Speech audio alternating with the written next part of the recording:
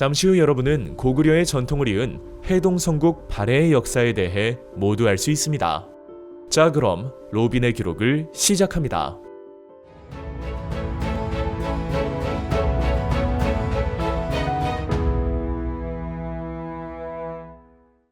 고구려 멸망 이후 당은 대동강 이북의 고구려 옛 땅을 지배하고 고구려 유민들을 랴오허강 서쪽의 영주 지방 등으로 강제 이주시켰습니다.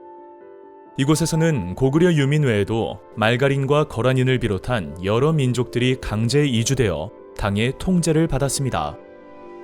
그러나 거란의 반란을 계기로 통제력이 약화되자 고구려 출신 대조영은 698년 고구려인과 말가린을 이끌고 중국 지린성의 동모산 지역에 정착하여 발해를 건국하였습니다.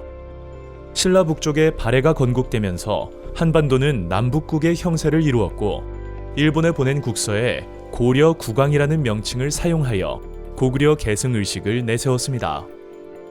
부여씨가 망하고 고씨가 망하자 김씨가 그 남쪽을 영유하였고 대씨가 그 북쪽을 영유하여 발해라 하였다.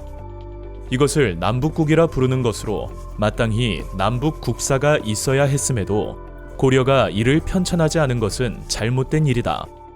무릇 대씨가 누구인가? 바로 고구려 사람이다. 그가 소유한 땅은 누구의 땅인가? 바로 고구려 땅이다. 조선 후기 실학자 유득공은 자신이 저술한 발해고를 통해 남북국 시대론을 제시하였으며 발해의 고구려 계승의식을 주장하였습니다.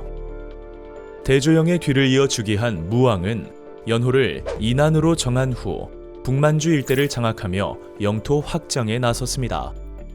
발해의 세력이 커지자 당은 흑수 말갈과 신라를 이용하여 발해를 압박하였습니다.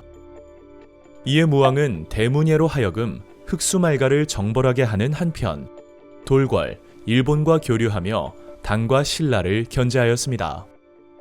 또한 흑수말갈 토벌 과정에서 벌어진 당의 조치에 불만을 품고 732년 장문 휴가 지휘하는 수군을 보내 산동 지방을 선제 공격하게 하였습니다.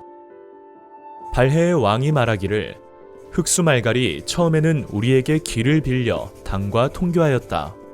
그런데 당이 지금 관직을 요청하면서 우리에게 알리지 않으니 이는 반드시 당과 함께 우리를 공격하려는 것이다 라고 하였다.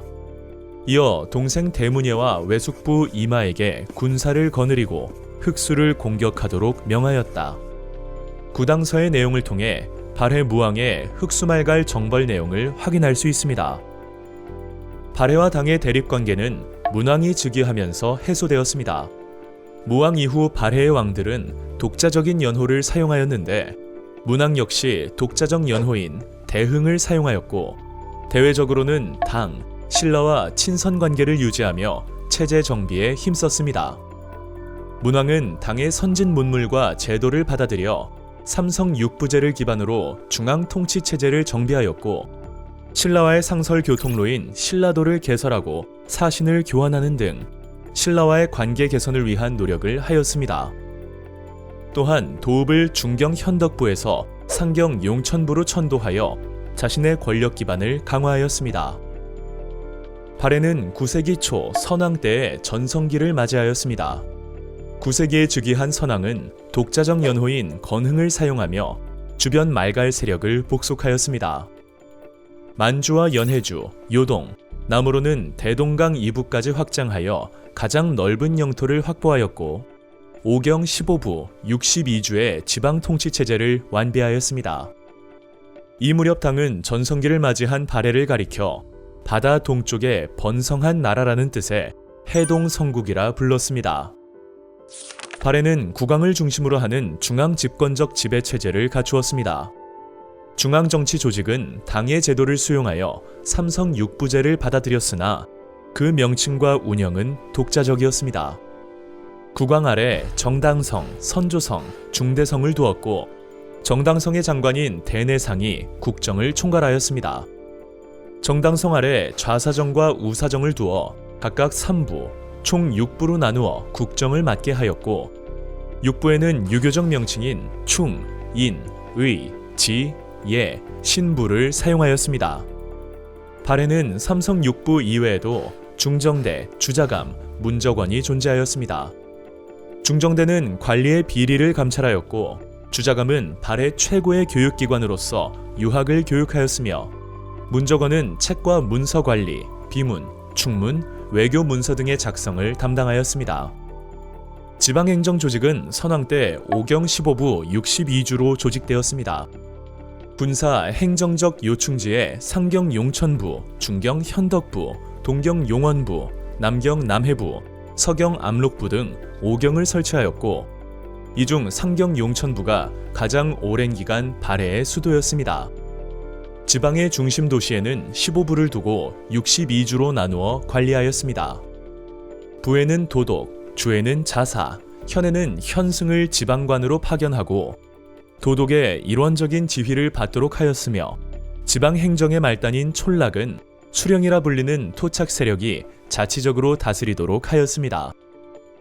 발해의 군사 조직은 중앙군으로 10일을 조직하여 왕궁과 수도를 경비하게 하였으며 지방의 중요 지역에는 별도의 지방군을 두어 지방관이 지휘하도록 하였습니다.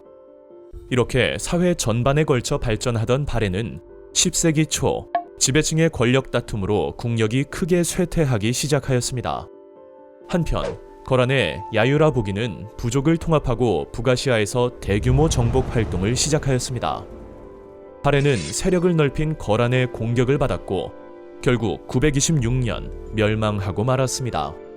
발해가 멸망하자 왕족을 비롯한 상당수의 유민들은 고려에 망명하였고 남은 세력은 부흥운동을 전개하여 후발해, 정한국 등 발해 계승국가를 세웠습니다. 하지만 발해의 역사를 이어갈 수는 없었습니다. 여러분, 발해의 역사 재미있게 보셨나요? 저희는 고려의 역사로 다시 찾아오겠습니다. 로빈의 역사 기록.